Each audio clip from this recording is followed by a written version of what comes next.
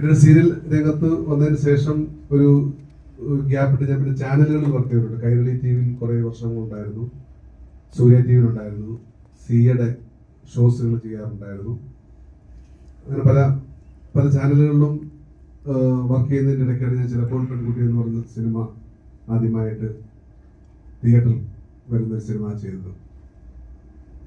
അതിനുശേഷം OTT വേണ്ടി കഴിഞ്ഞ കോവിഡ് കാലത്ത് കരുനാഗപ്പള്ളി നാടകശാല കൂട്ടായ്മ നാടക സഖ്യം 100-100ഓളം ആ സമയത്ത് നാടകങ്ങളില്ലാതെ സ്റ്റേജ് പരിപാടികളില്ലാതെ വിഷമിച്ചിരിക്കുന്നവരെ സഹായിക്കാനായിട്ട് ഞങ്ങളൊരു OTT മൂവി ചെയ്തു. അത് യാദൃശ്ചികമായിട്ട് അതെനിക്ക് സംവിധാനം ചെയ്യാൻ ഭാഗ്യമുണ്ടായി. അതന്ന് എനിക്ക് തോന്നുന്നു നാടകശാലയുടെ ഒരു ചെറിയ ഒരു ക്യാൻവാസിൽ ഒരുക്കിയ സിനിമ ആയതുകൊണ്ട് തന്നെ അതിന്റെ സംവിധായകൻ സിനിമയുടെ ഷൂട്ട് തുടങ്ങുന്ന തലേ ദിവസം സെറ്റപ്പ് ശരിയല്ല, അല്ലെങ്കിൽ സംവിധാനങ്ങൾ ശരിയല്ല എന്ന് പറഞ്ഞിട്ട് അവിടുന്ന് പിണങ്ങിപ്പോയി. ആ തലേ ദിവസം